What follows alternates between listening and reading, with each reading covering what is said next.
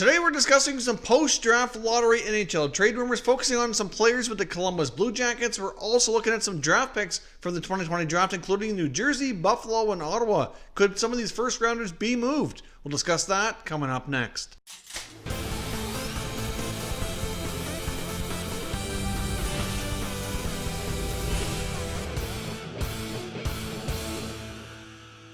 So welcome back to another video here at Top Shelf Hockey. Now, as I mentioned, today we're taking a look at some post-draft lottery trade rumors. Of course, now that we know where many of the NHL teams in the top 8 are going to be selecting, of course, we don't know who's first overall. We're going to have to wait for the qualifying round to be completed and phase 2 of the draft lottery to take place likely in a couple months' time before we're going to know the answer to that. But we know picks 2 down through 8, and there's already a lot of talk around some of those picks possibly being either packaged up or moved or whatnot. So let's dive in and get started with some 2020 draft pick trade talk. Now, of course, the Buffalo Sabres are first up on this list that I want to talk about. Obviously, they ended up with some not so great luck, which we shouldn't be surprised at. I mean, obviously, the Sabres, for the most part, except for a couple of years ago when they got the Dahlin pick, have not fared overly well in the NHL draft lottery. They did not move up at all. They got bumped down a spot and ended up picking 8th overall. I know there's an article from Mike Harrington, Sabres reporter, and I've seen it mentioned by numerous other Sabres, either reporters and fans online, suggesting that maybe they really should consider trading this pick. Obviously, the Sabres just went through a mass firing.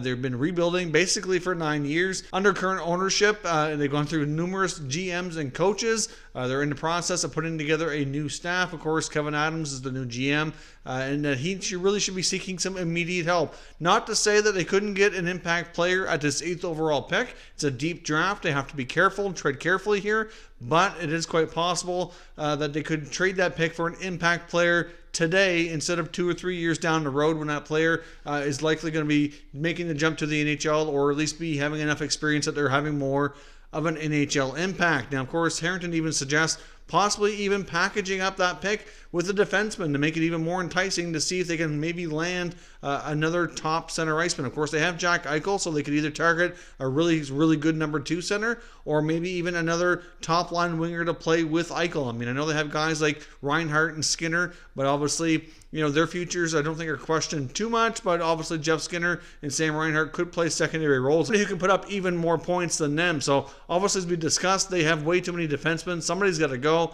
I would think that a guy like Brandon Montour with a first round pick should be able to attract a really top center iceman, but who would that player be? If you take a look around the NHL, it's difficult to peg exactly who they could target. But obviously the Sabres, like I said, they need the help now. Ownership obviously is going to have some pressure on the new regime here to get some more wins and move this team forward. And as much as that player at the 8th overall selection could prove to be an impact player, I don't think there would be somebody who could make the jump right away to the NHL. I mean, what if it ends up being a guy like, for example, Cole Perfetti? There's numerous people who feel that that could be a good selection for them, and I agree. But Perfetti could go a little higher in the draft too. It kind of boils down to how other teams ahead of them, like the Ducks and obviously the Senators and Red Wings, etc., feel about some of these prospects. But, you know, they have guys there that they could be taking who could very well be a number 2 center or a top 6 winger. But when will that come to be? Exactly, it's difficult to say. But if they can find that player today, it's certainly something that they should consider doing. You don't want to look back on this trade in a few years' time and see this player that they could have drafted having a major impact on another franchise, and they really just can't afford to lose another trade. That Ryan O'Reilly deal really stunk on the Sabres side of things. They really did not get anything back of substance at all. Meanwhile, O'Reilly goes on with the Blues to win a Stanley Cup, win a Conn Smythe Trophy, Selke Trophy. Like, he's, you know, obviously, you know, big time in the running here as one of the league's most dominant players ever since he's arrived in St. Louis.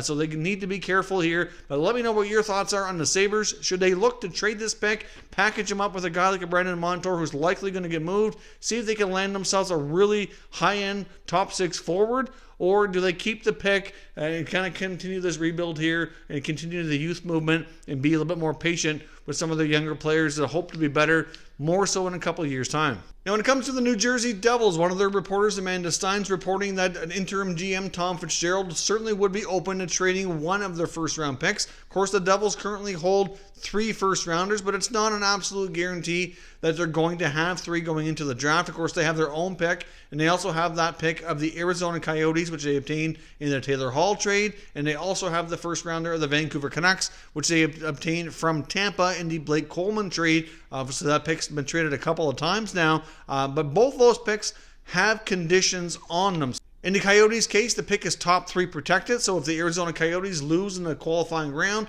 they go into the lottery for first overall since that's up for grabs. If they win that, then they keep that pick and they do not get that first round pick.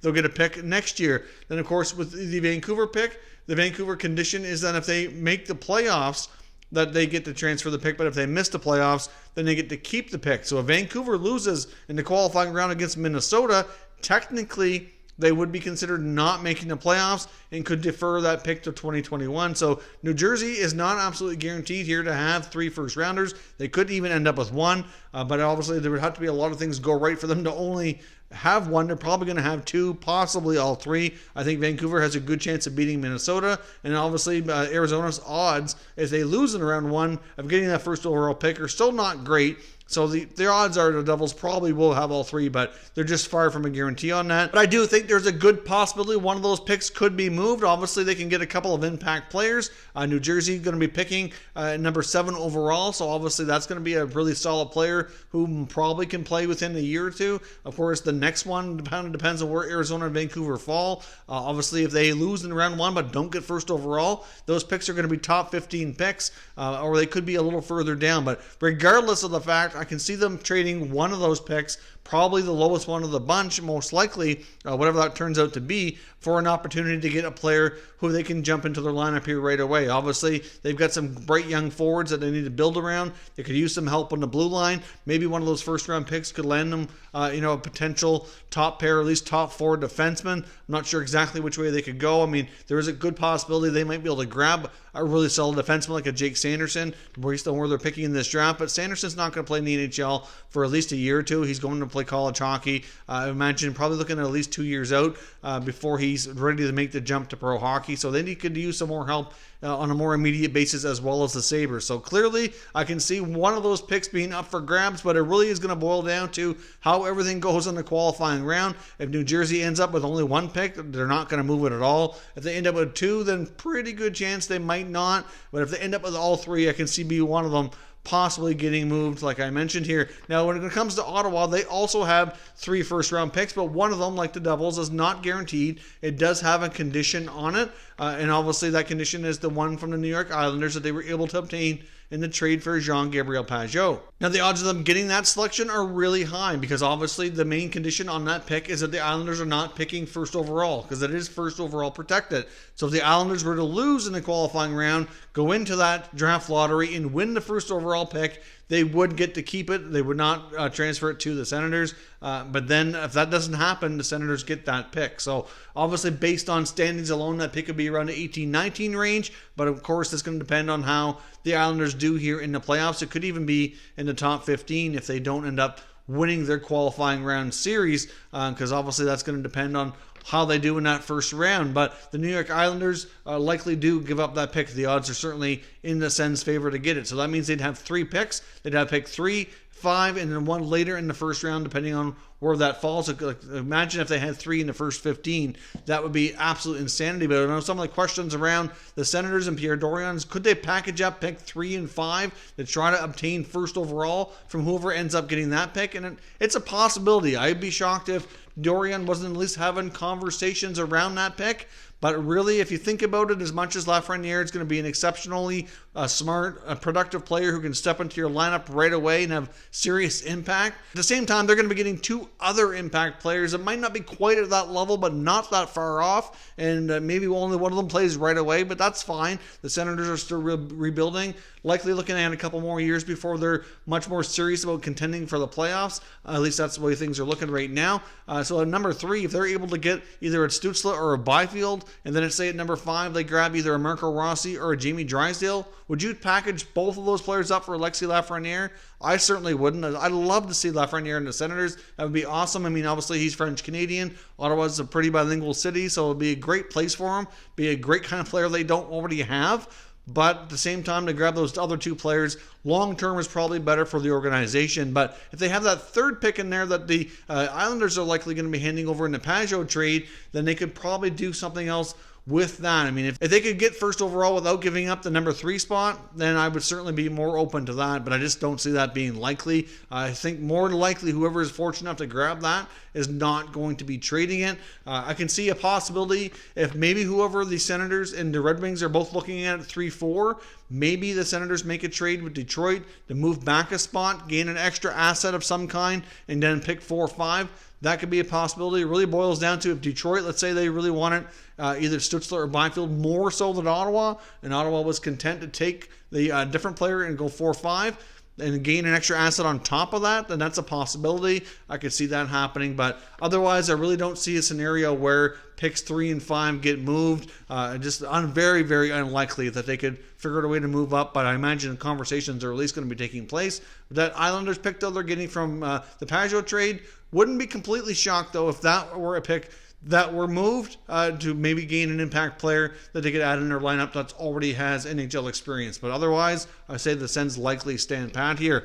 Now, as I mentioned, I want to take a look at the Columbus Blue Jackets as well. Aaron Portzline of The Athletic is reporting that there likely are a few players that we likely see move this summer, including Jonas Korpisalo in goal, likely Josh Anderson at forward, and possibly a defenseman, which could be David Savard. Now, of course, we don't have links on what teams they could be looking at, but we've seen links in the past where, there was questions around, could Montreal be interested in Anderson? Could Savard possibly end up being a target of the Maple Leafs? Because obviously both of those teams could use those types of players. No guarantee that they go there. Personally, I think Anderson would be a great fit in Montreal, but at the same time, it really boils down to the asking price. If they're looking for a player like Max Domi in return, then that's no deal to me. Obviously, Bergevin and the Habs have a ton of draft picks, and if the Blue Jackets are going to move Anderson, that to me makes sense to be a draft day trade. They can maybe move some second or third round picks for him. Something to that effect makes sense, but otherwise, any more than that, I would not be taking my chances. He's coming off a really bad productive year and injury year. This player needs to kind of regain his confidence, regain his scoring touch, and I'm not sure that his scoring touch is super high. I can see him being a pretty regular 20-25 goal scorer with a physical style of play, which could be a great asset for Montreal, but like I said, it really boils down to the price, but interesting to hear from Portzline, know that the Blue Jackets likely do trade him. Of course, he's an RFA as well, needs a new contract. He's had some pretty contentious negotiations with them in the past, and I can see being 1 year away from unrestricted free agency, that why that could possibly come to be. Now, of course, when it comes to Korpisalo and Savard, a lot of that, I think, to me, makes sense because the Blue Jackets really struggled offensively this year. Of course, the play-in series that they're going to have against the Maple Leafs and any success they might possibly change course here a little bit, but the Blue Jackets were 28th in goals for. They weren't all that far off from being 30th, so they were almost dead last in the NHL when it comes to goal scoring. They could use some more help up front. Of course, we saw a mass exodus out of the organization via free agency when it comes to their more offensive players, like Panarin left. Of course, Duchesne and Dzingel weren't there super long, but still, were fairly offensive players. Panarin really being the big one that left, but clearly they had a decent year this year, and that was largely due to the surprise performance in goal between Korpisalo and Elvis Merzlikins, and then their defense, of course, played extremely well. They have a great top pair, Werenski and Jones, which really lead this team night in and night out, playing over 25 minutes a night. So would a guy like David Savard make sense for them to move? Well, if you take a look at things, he plays around 20 minutes a night, around similar to what Ryan Murray plays. Savard is the oldest member of their blue line right now at 29. He's got a couple years left on his contract and a reasonable amount. I can see there being interest from other teams like a Toronto, as well as others. I mean, I only mentioned Toronto because it's obvious that they need right-hand defensemen, and they need it, in the worst way because they don't really have much under contract at all for next season. And there have been some talks in the past few weeks about them possibly, having a look at Savard. But obviously, they're going to get a good first-hand look in this play-in series against Columbus, and maybe that'll get them either on board or not, depending on how they feel about him. But he's a guy that kind of flies under the radar, in my opinion, a bit around the NHL. He's a pretty solid defenseman, been around a fair bit of time.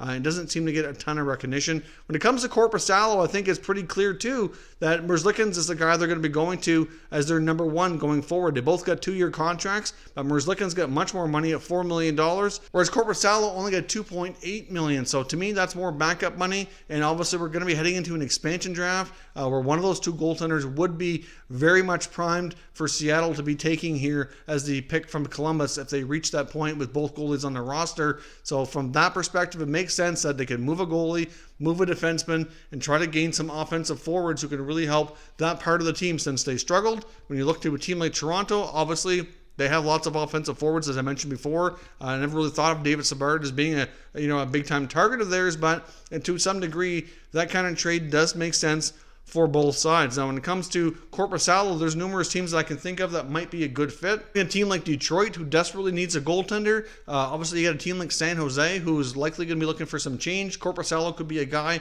to maybe challenge Jones a little bit more. Dell likely leaves for you free agency. And then obviously Jones needs a goaltender as a backup who can really take on more games and push him to be better and play more if need be. He could be that guy. And of course, even a team like Chicago, who's really, not really clear what their goaltending future holds as well. Even if they did bring back Corey Crawford, it's likely on a one-year deal. And maybe Korpisalo, still longer term, could possibly be their starting goaltender if he appears able and ready to handle the responsibility. So I think we're going to see Columbus make some trades and shake things up here a bit this offseason. According to the reports here from Aaron Portzline, that's very likely to happen, but may not be likely here until we get closer to the 2020 draft, which is likely going to be here in the fall once the Stanley Cup is hopefully awarded, assuming all the things work out with the return to play. We should have more details here in the next day or two as well regarding NHL hub cities, the CBA extensions, and all the things that are scheduled to vote on here very soon. So stay tuned for those details. Hopefully we'll have some information in a not too distant future. Thank you very much for watching, and we will catch you next time.